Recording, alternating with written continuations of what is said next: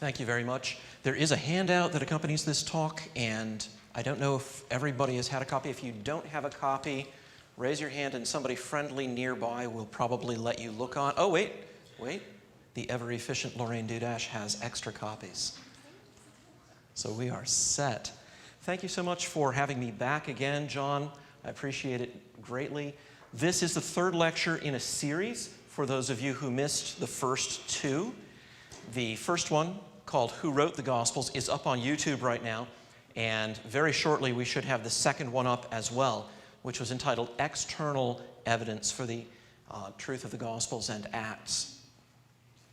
I always like to begin these talks with a scripture reference. So here, I'm going to use the same one I used last time. It's still appropriate here, from 2 Peter 1:16, for we did not follow cleverly devised myths when we made known to you the power and coming of our Lord Jesus Christ, but we were eyewitnesses of his majesty. The question that is before us tonight is the question of the truthfulness of the Gospels. And we're investigating this as an historian would investigate any ancient text.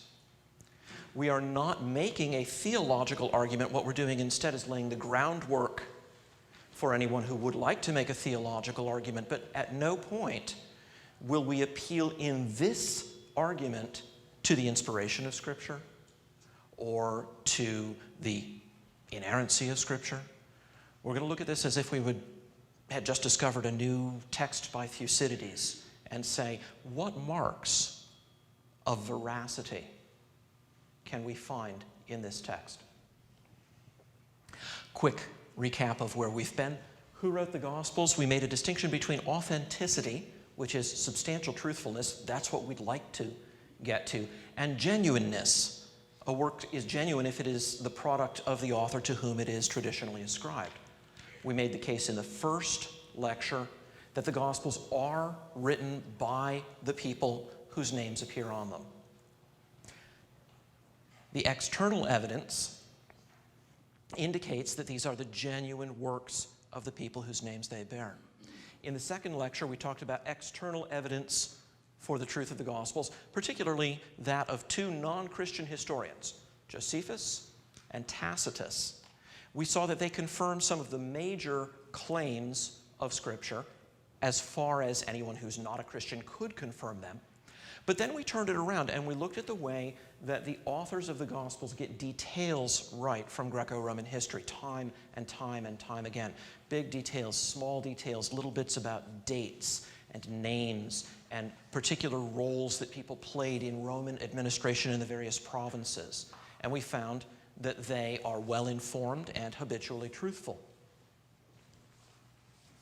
In this lecture, our goal is to have a review of our map of the external and internal evidence bearing on the authenticity, the truthfulness of the Gospels, to explore some of the positive internal evidences for the truth of the Gospels, and to build a cumulative case that the authors of these works were well-informed and habitually truthful.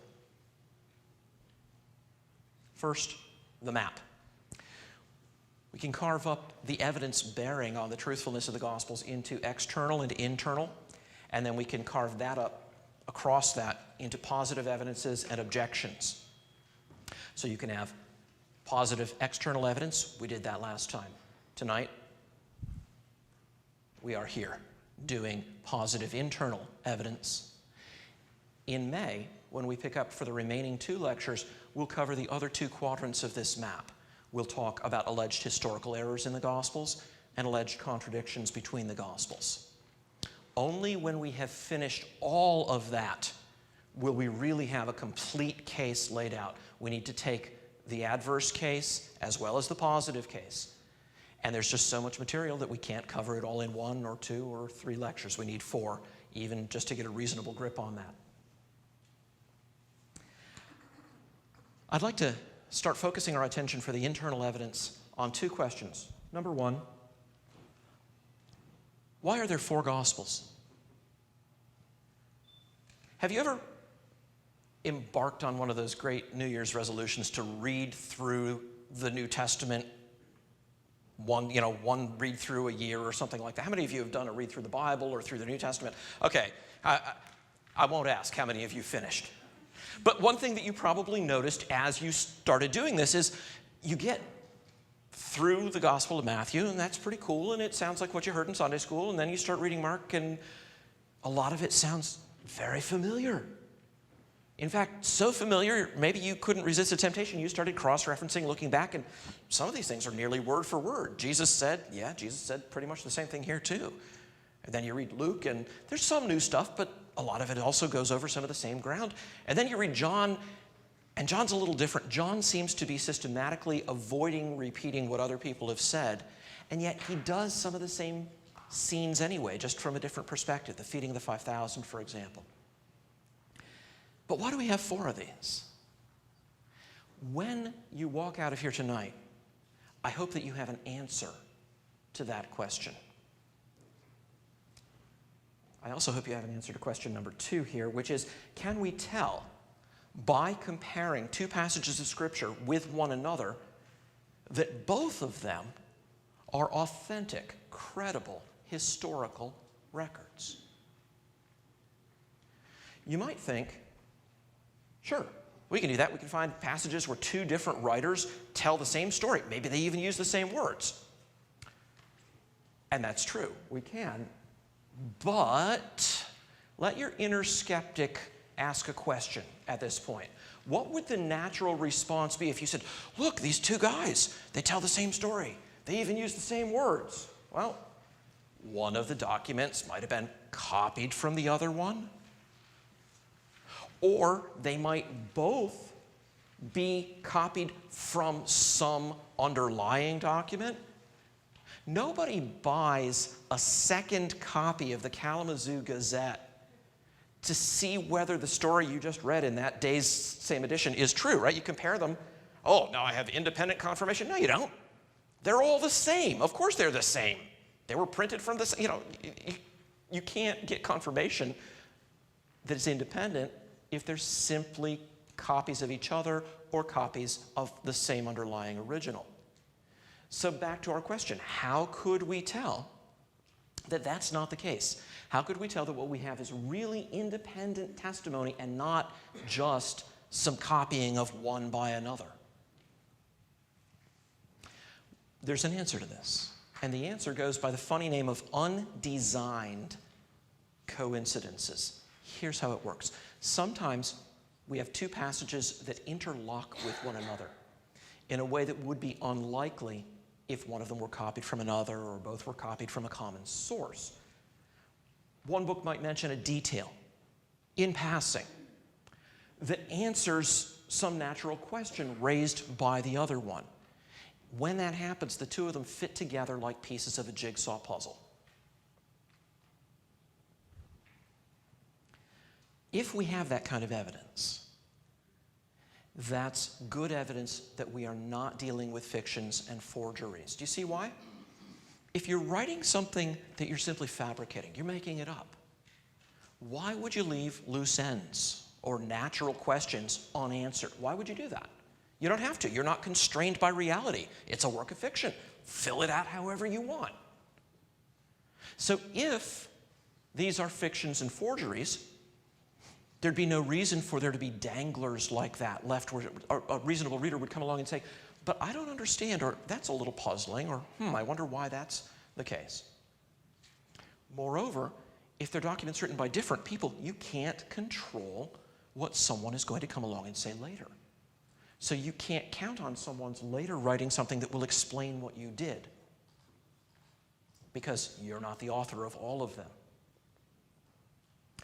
But that kind of interlocking is what we could expect if we have independent, authentic, detailed records of the same real events written by different people who knew what they were talking about. Then you could expect some interlocking. All of that may sound rather abstract. So let's do an example.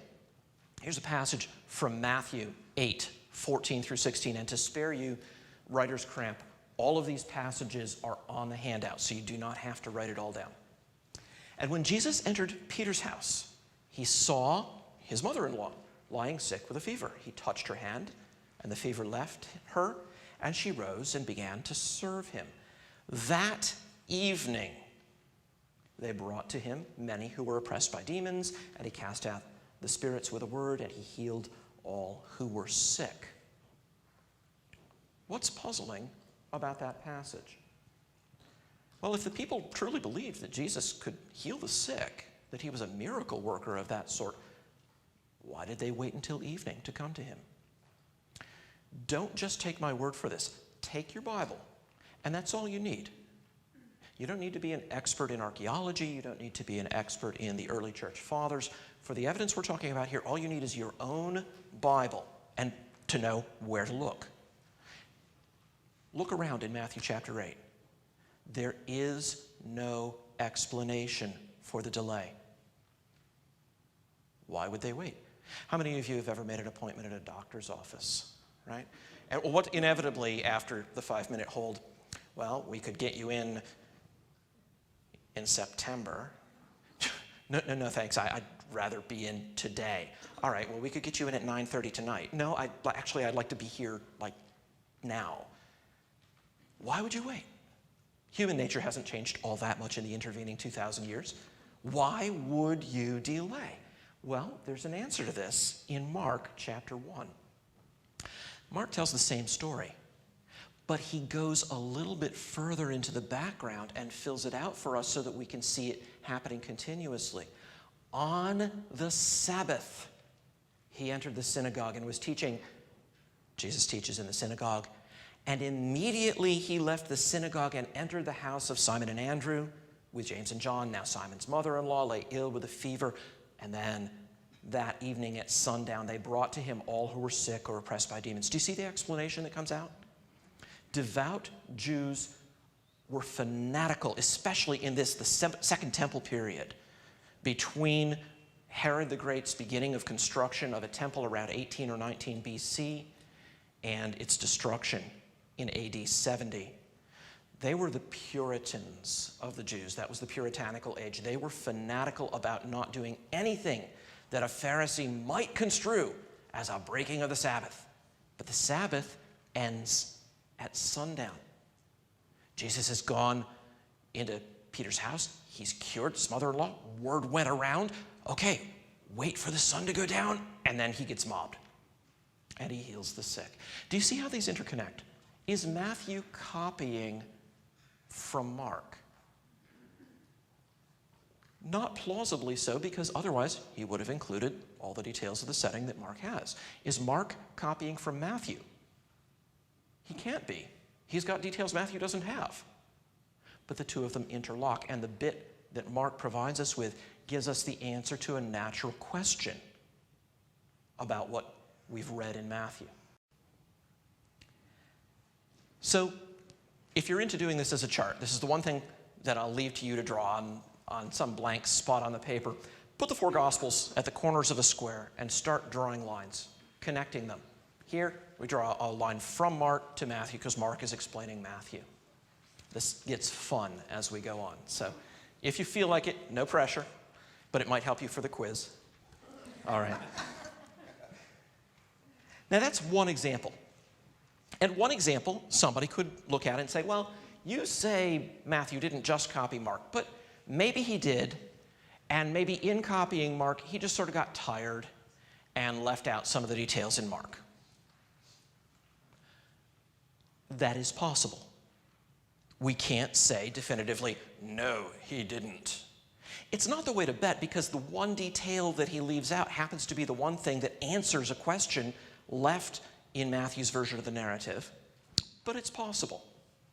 It's possible the way that it's possible when you're playing cards, which we'll assume is a deck of Uno cards, right? And somebody shows up with one of the ones in his hand in some game where a one is very valuable. Well, yeah, that's possible. What if he gets two of them? That's lucky. What if he has three?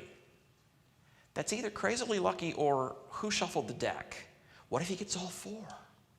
Now, wait a minute, right? At a certain point, the mounting probabilities begin to catch up with us, and we say, this didn't just happen by chance. Once it could happen by chance, not like this. So if we discover numerous undesigned coincidences, numerous interlockings crisscrossing the Gospels, then it becomes ridiculous to insist that they're all just accidental. So let's start building up more examples. Luke chapter 9 has the story of the Transfiguration. Do you remember that story? Jesus takes a core of his disciples up to a high mountain. They fall asleep, and then when they awaken, he's there discussing his coming passion with Moses and Elijah, and they're just absolutely stunned. These great names of the history of Israel have come down and conversed with their rabbi before their eyes. And then, as Luke tells the story, they come down from the mountain and they kept silent and told no one in those days anything of what they had seen. What?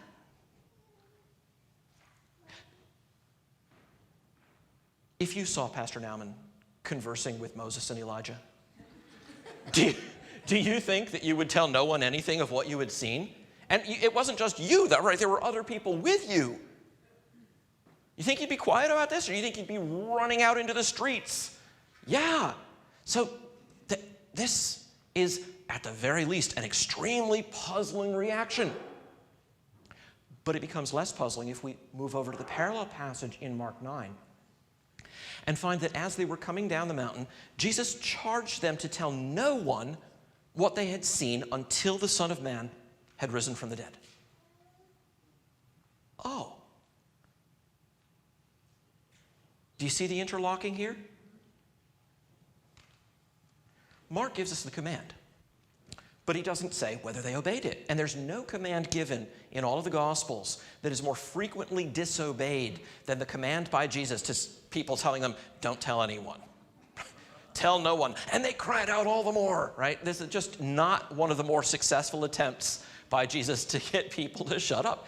And this is something that the Gospels faithfully record. But here, Mark tells us he commanded them to do this. It doesn't say what they went on and did. Luke tells us about their obedience, but he doesn't give us the command which provides the explanation for what they did. Without that command, you're left saying, why would they, what's that all about? But with the command, it all makes sense.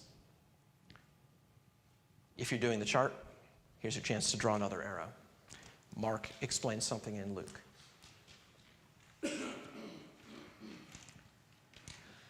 Let's do a pair of them. In Mark chapter 6, we have the story of the feeding of the 5,000, and there are just two little details Mark drops in there that nobody else has. One of them, when Jesus tells them, come away by yourselves to a desolate place and rest a while, Mark adds this detail. Many were coming and going, and they had no leisure even to eat. And then a little bit later on, when he's about to feed them, he commands them to sit down in groups on the green grass. The word green doesn't get used all that many times in the New Testament. This is one of them. Anyone been to the Holy Land?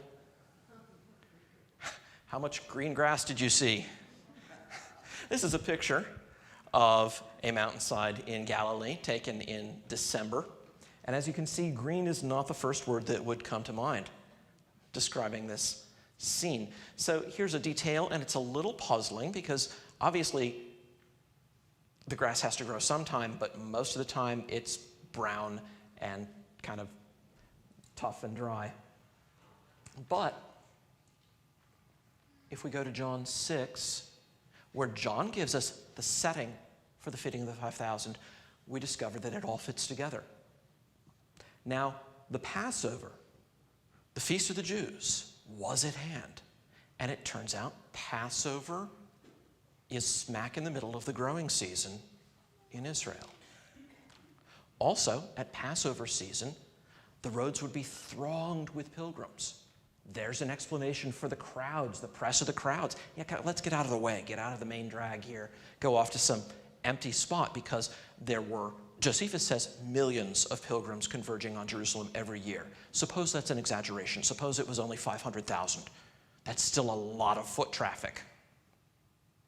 So again, the details interlock.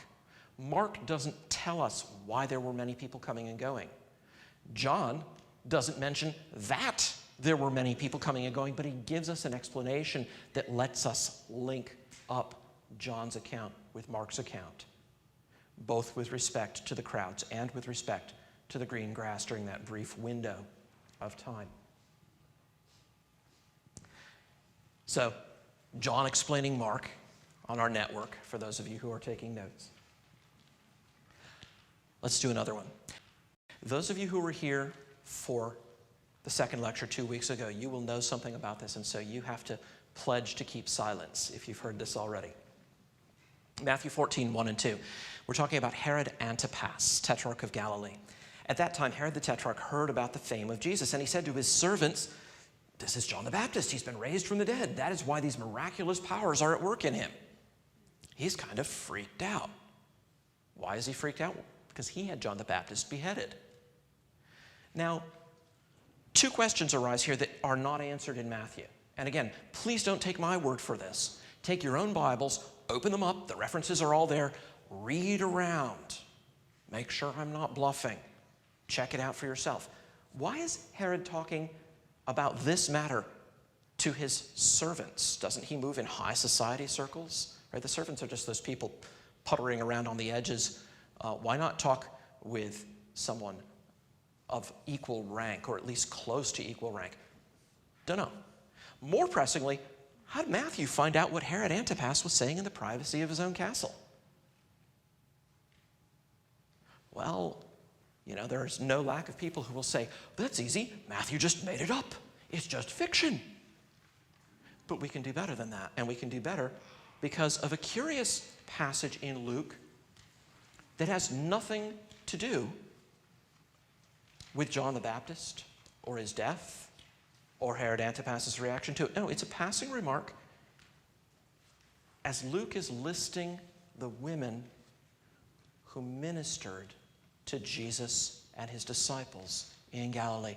Just in the course of naming those women, he says, "And Joanna, the wife of Chuza, Herod's household manager, and Susanna, and many others," and then we're on. Ever hear a sermon preached from that passage? Me either. Right? I mean, where's the edification value in that? Oh, well, maybe if we're trying to get more people to volunteer for, church meals or something like that.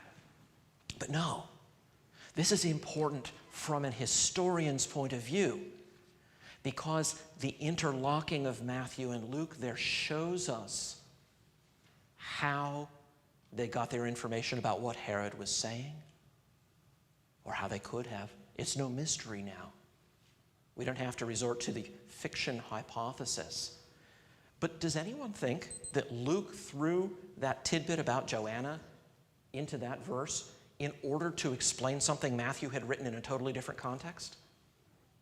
Let's be realistic, right? We can all make conspiracy theories if we want to, and some people desperately want to, but that's not what this looks like. It just looks like truthful reporting of details which, fortunately for us, happen to interlock with one another.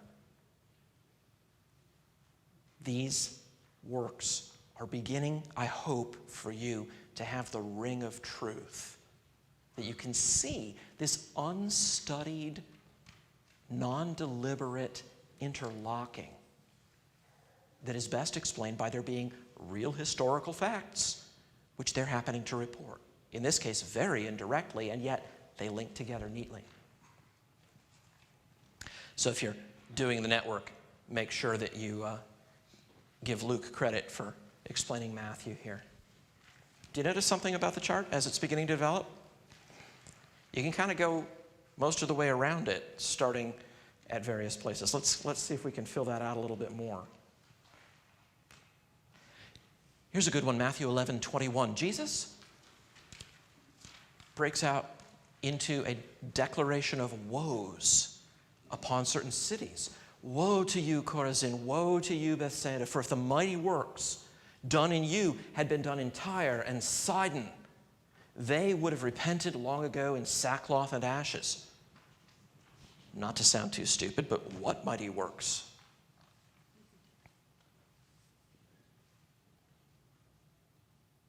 Well, for Chorazin, We don't know. And we have no right to demand that we have the answers to all of the questions that we can think of. But it would be very interesting if somehow what we read in the other Gospels fit together in a way that explained that. Wouldn't that be interesting? Hold that one for a minute, and let's go somewhere that looks like it's totally different. Let's do an interlude. And again, if you've seen one of my lectures on YouTube that covers this, you cannot snitch.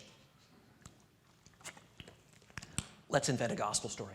After all, there are plenty of people who tell us today that that's all that the authors of the four Gospels did, was make up stories, right? If they can do it, why can't we do it?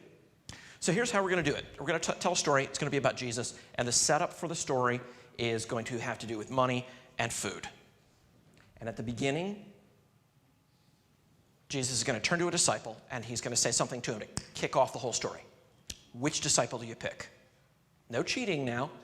No looking around frantically in your Bible. Who do you pick? It's got to do with money and food. I hear Judas. Do I see a vote for Judas? Yeah?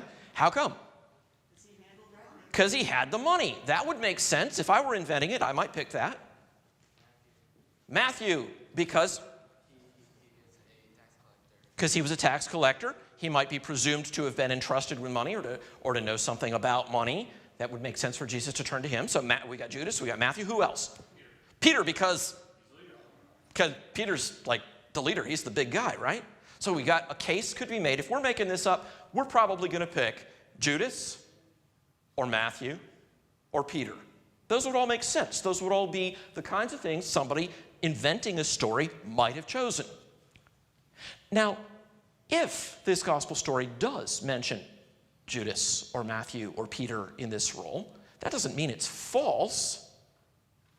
It does mean, though, that there is an alternative explanation available, at least in that respect, for why Jesus would speak to that person. So we go to John 6. Lifting up his eyes and seeing a large crowd coming toward him, Jesus said to Philip, "Where are we to buy bread so that these people may eat?" Ransacking your brains, trying to think about what it is about Philip that would make Philip the right guy to ask this question of. And the fact of the matter is, Philip is as close to being a non-entity as you can get for one of the 12 disciples of Jesus. He just isn't a major character. There's not a lot of detail about him. After the calling of the disciples, I believe that Jesus only speaks to Philip twice throughout all of the Gospels. So why Philip? Of all people, why him? Well, let's look around and see what we can glean. Luke 9, chapters 10 and 11. On the return, the apostles told him all they had done, and he took them and withdrew apart to a town called Bethsaida. Wait a minute. Bethsaida, that was one of the towns that the woes were pronounced on, right? We were thinking, what were the mighty works done in Bethsaida? This is the setup in Luke for the feeding of the 5,000. Begin to get an idea what Jesus might have been referring to in Bethsaida. Now, go to John 12. Totally different scene. Some Greeks come, they want to talk to Jesus, and they come to Philip, and it just mentions in passing who was from Bethsaida in Galilee, and now all of the pieces fit together. Jesus is about to feed the 5,000. John doesn't tell you where it is, but Luke tells you it's in Bethsaida. In a totally different place, John mentions that Philip was from that area. Jesus is turning to him and saying, "Philip, you're from around here. Think we can buy bread for this many people at the local Hardings?" Yeah.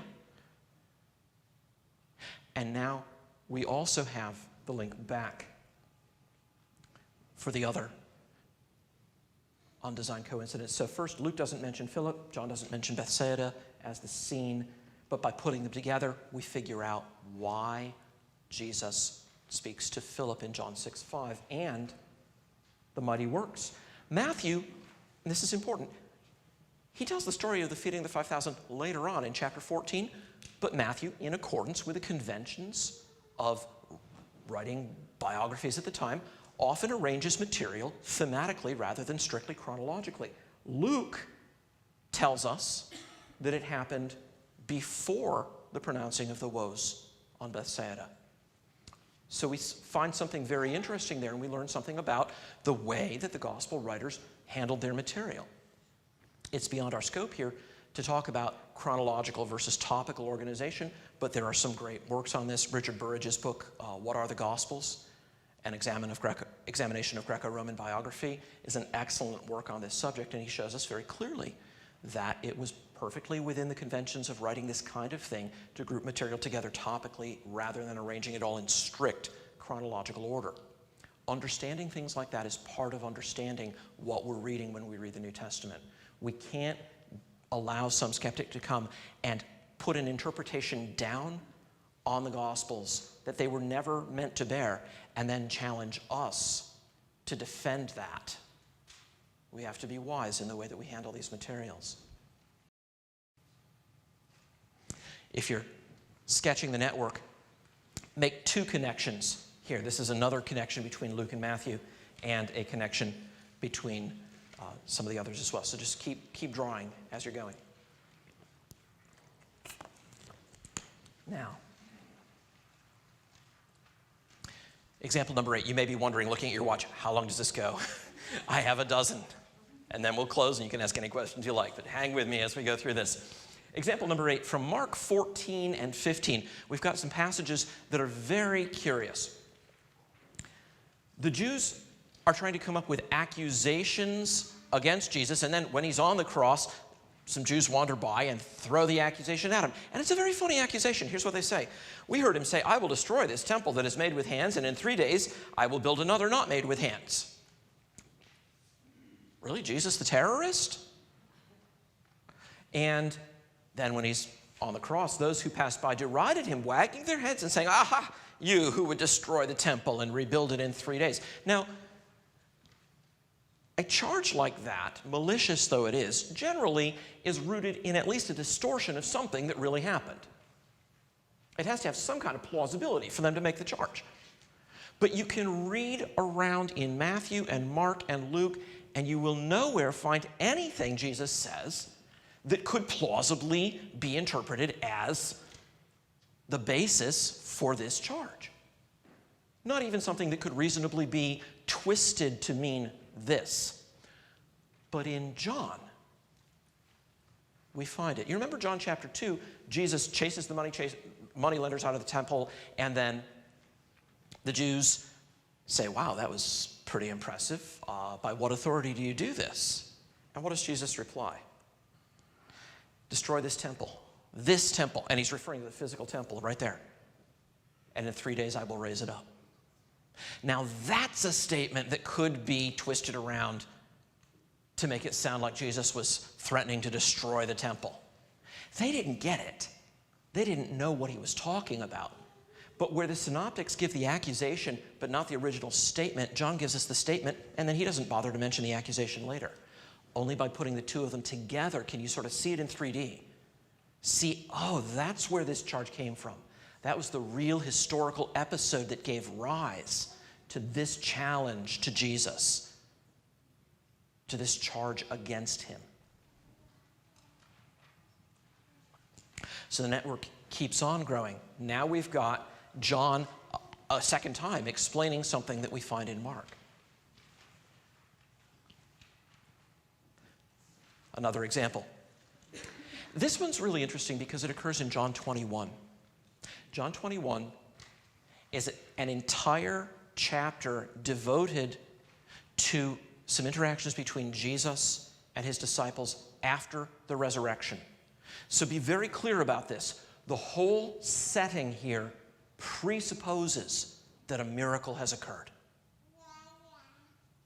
If there's a mark of authenticity here, that's pretty interesting. It's interesting in the way that the marks of authenticity about the feeding of the 5,000 are interesting. It's not just any old historical event. It's one of those historical events. So look what Jesus says to Peter. They've had a meal and they're sitting by the shore of the Sea of Galilee, and Jesus says to Simon Peter, Simon, son of John, do you love me more than these. More than these others love me. Not do you love me more than you love them, but do you love me more than they love me? Jesus is often blunt, but he's not usually needlessly cruel, right? Why would he say something there which is very pointed and must have been fairly painful to Peter? Do you love me more than these? Why wouldn't it be enough if he said, well, Lord, I love you as much as they love you? But no, Jesus is pushing it. Do you love me more? And Peter says, Lord, you know I love you. And he does it again. And Peter makes the same answer. And he does it again. And Peter says it again. He pushes and pushes and pushes. What's going on with that? Nowhere in the Gospel of John will you find the answer. It's not there. But in the Synoptics, we do find it. Matthew 26 gives us the account of the scene at the Last Supper, in the course of which Peter begins to get boastful. And in the course of his boasting, he says, though they all fall away because of you, I will never fall away. Sunday school, remember time, what happened just after that. Jesus is seized in the Garden of Gethsemane. Peter skulks along and tries to sneak into the house where Jesus is held captive. And what happens? He denies Jesus. How many times? 3 times. How many times does Jesus ask Peter if he loves him more than these? 3 times. But you can't see that connection just by reading John. You have to read the Gospels in parallel to have these things jump out at you. It's only when you see them laid next to one another like this that the force of the evidence comes out and you say, wait a minute, these are 2 different accounts of the same real thing, and they've got details that intersect each other. So now we have something we find in Matthew explaining something in John. Do you notice something about these arrows? There is something to and something from every single one of the 4 Gospels. There is a problem or a puzzle that students of the New Testament are forced to study in seminary, as they ought to. And that is, what's the exact relation among the Gospels? Which Gospels were written with which other Gospels on hand?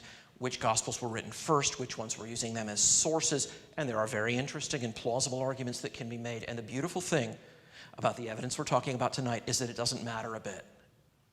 For this evidence, it doesn't matter which one was written first and which one was written second, because the whole point of the argument from Undesigned Coincidences, the whole point of the interlocking, is that they have independent information. If Matthew had a copy of Mark and was working with Mark's information, he still had some independent information that Mark didn't have. If John, as is very plausible, had at least seen all 3 of the others, he still has his own independent information, and that's what comes out in these undesigned coincidences. So I will very happily refuse to discuss the synoptic problem, the puzzle about which of the Gospels came first, which came second, and used the first one or didn't use the first one. All of that can be set aside. It's an interesting puzzle. It doesn't matter for the evidence that we're talking about. Here are 2 interconnected ones, and this is a beautiful one, so you'll want to pay very close attention. Luke chapter 23 tells the story of Jesus' accusation in front of Pilate. The Jews have arrested him by night. They've decided on their own grounds that he deserves to be killed. What are the grounds? Blasphemy, a Jewish charge, right? But when they bring him before Pilate, that's not what they say. Because when they bring him before Pilate, what does Pilate care? Blasphemy? So what? I really don't give a hoot. I'm not a Jew. I don't care about your Jewish religion. If he blasphemed, well, you'd probably think I was a blasphemer too. Pilate won't care about that. So they make an accusation that Pilate has to care about. They began to accuse him, saying, we found this man misleading our nation. I suppose that one's in the eye of the beholder. And forbidding us to give tribute to Caesar. Well, they had tried. You remember the trick with the coin? But Jesus had outfoxed them on that and told them to render to Caesar what was Caesar's. And saying that he himself is Christ, a king. Now we have a problem. Pilate is the Roman governor, the procurator of the region. He is answerable to Caesar. Nobody becomes a king without Caesar's permission. This is a Roman problem. This one falls within the scope of Roman law. So Pilate asks Jesus, are you the king of the Jews? And what does Luke say? What's Luke's response? What does Jesus say according to Luke? What does Luke have him respond? He answered him, you have said so. It's a very terse response in Greek. Probably it means something like, yep, you said it yourself. Possibly it means, well, that's what you say. But in neither case does it mean, who, me? No, no way. Are you kidding me? So it sounds like it's either an admission or else a pretty cheeky refusal to deny the charge. And what does Pilate do? Then Pilate said to the chief priests and the crowds, I find no guilt in this man. What? Do the instant replay on that one. This is baffling. The Jews make a grave accusation. The guy's making himself to be a king. That's Caesar's turf. Pilate questions Jesus on the very point. There's no ambiguity. Are you the king of the Jews? Right? This goes straight in question. Jesus admits to the charge, doesn't deny it, and Pilate says, great, you're innocent. Does that make sense to you? Does that work for you? You think Pilate was a few French fries short of a Happy Meal? Just couldn't figure this out. No, wait, no. He was saying, what? What happened? What happened? What happened, and we learn something here about the Gospels as well, is that Luke has compressed the action items in the narrative into a very short compass. But the actual interview of Jesus was longer than this, as we find out from John 18. Pilate entered his headquarters again and called Jesus. So he gets him away from the Jewish leaders, and he says, are you the king of the Jews? They go back and forth a little bit, and then Jesus says, my kingdom is not of this world.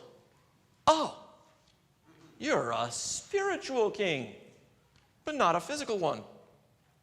He goes on and says, if my kingdom had been of this world, my servants would fight. Oh, okay. And then Pilate goes out and says, I find no guilt in him. This makes perfect sense. Notice, nothing Luke has told us is false. Everything Luke has said is perfectly true. It's just not the whole story. And by putting together what we find in Luke with what we find in John, we see the whole thing in a way that makes Luke's compressed narrative make sense in context. But without John's gospel, we'd be without that context, and it would just look like a very strange thing to have happened. John supplies the detail that fills it out. And this one goes both ways. Because in John's account, the Jews come, they drag Jesus before Pilate. It was probably early in the morning. Pilate's a little grumpy. He hasn't had his coffee yet, and he says, what's going on here? Oh, you need to kill him. Well, what's he done? We wouldn't have brought him to you if he weren't a malefactor. Oh, all right. And then no word there about the accusation that he's making himself to be a king. And then suddenly, Pilate turns to Jesus and says, are you a king? We learn about the accusation from Luke because John doesn't give it to us. We learn about Jesus' full answer that explains Pilate's action from John because Luke doesn't give us the full story. Which of these guys copied from the other? No, it didn't happen. Well, maybe they both copied from a common source. you know, you get pretty desperate after a while if you have to say, oh no, it all has to be copying. There's a source they're taking it from, sure enough, and that's real life, real events. And they're each giving us some details that the other isn't. That's the way real history is written. That's the way honest testimony fits together. But there's one more detail about this whole thing I can't resist bringing in. So if you're still drawing the network, fill it out a little bit more. You've got Luke and John going both ways with each other there. But there's going to be one more. In John, we find in the scene at the struggle of the garden that Peter pulls out a sword and he cuts off the ear of the high priest's servant. In John 18:36, Jesus tells Pilate, if my kingdom were of this world, my servants would have been fighting that I might not be delivered over to the Jews. Does that sound familiar? I do not have an actual copy of playground rules from the first century, but I think cutting somebody's ear off might count as fighting. So what's going on here? How can Jesus just make that statement barefaced? Yeah, my servants would have fought if my kingdom were of this world.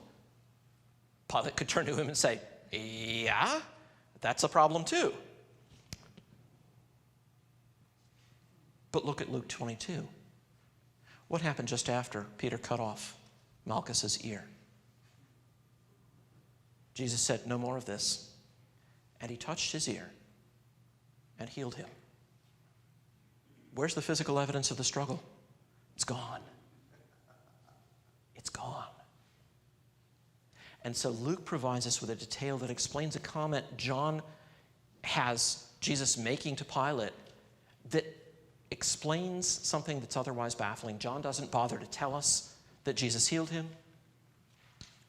Luke doesn't mention that Jesus went on later to make the statement, my kingdom is not of this world. Putting the two of them together, we see how they fit together. If you want more, please visit the Library of Historical Apologetics.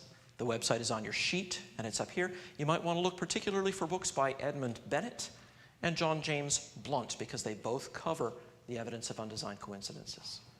Thank you very much.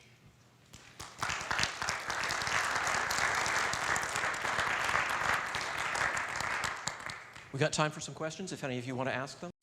Yes, when Herod was telling his servants John the Baptist must have been raised from the dead, he was referring to Jesus because John was well known as a holy man.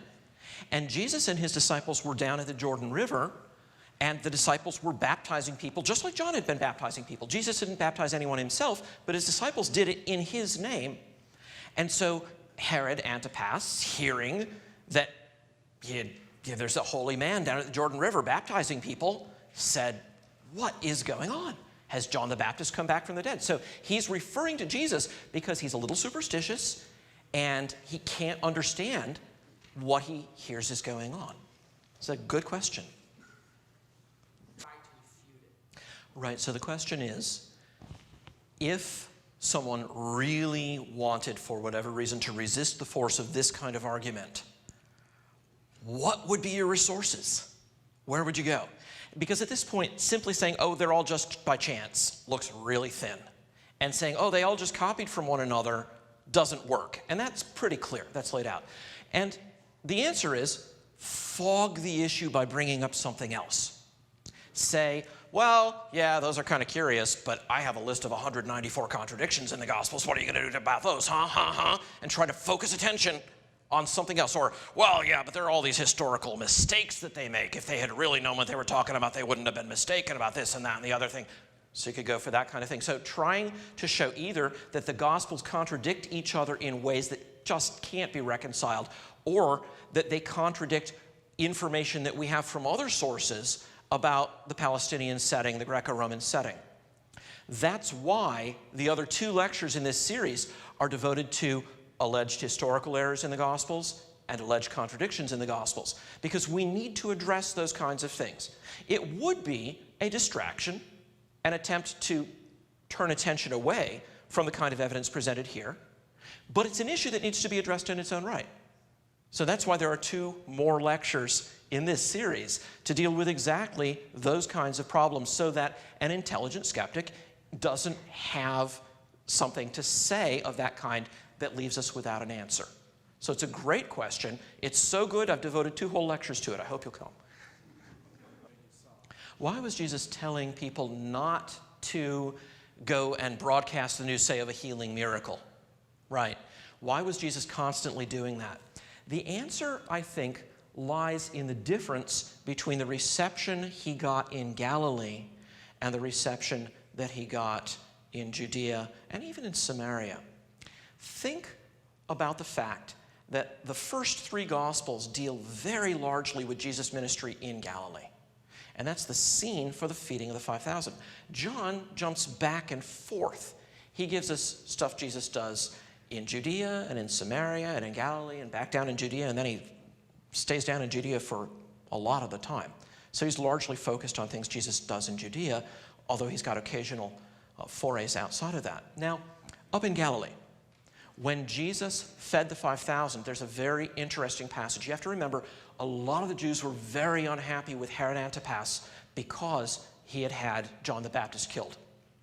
We find out about that from Josephus. We don't even have to trust the Gospels. So if your knowledge of human nature itself didn't give you that, you can have a non-Christian source for it as well. John tells us something very interesting in his account of this episode up in Galilee. And that is that just after he fed all these people, he saw that they were going to try to take him and make him a king by force. Why? Because to the Jewish mind of that time, who's the Messiah? He's a military leader. He's going to free us from the yoke of the Roman oppressor. He's going to usher in an era where national sovereignty is restored. And we're going to have the dignity that we had back when we were a kingdom under David and under Solomon. That's the Messiah. That's the wrong conception of the Messiah. And up in Galilee, Jesus frequently tells people, just don't make a big deal about this, because he knows full well how the people up in Galilee are viewing him. They've got the wrong kind of kingdom in mind. They've got the kind in mind that would have given some justice to the assertion that Jesus makes himself to be Christ, a king. When he's down in Jerusalem and Judea, there he appropriately puts forward his credentials. It's the seat of the Jewish sacerdotal authority. And he presents himself as offering to everyone what you're supposed to have to go to the temple to get every year. In Samaria, he sits with a woman at the well. And she says, well, I know that, Messiah, when he comes, this is what's going to happen. And Jesus says, I, who speak to you, am he. He doesn't disguise it from her, because she's not going to go seize him and make him a king. But up in Galilee, that's a problem. And Jesus accommodates what he does and gives that direction because he understands that his ministry and his fundamental nature is being misunderstood. When John's in prison before he's been beheaded, he sends some of his disciples asking Jesus, are you the one, or do we look for someone else? And Jesus says, what does he say? I'm a king? No. He says, go tell John what you see.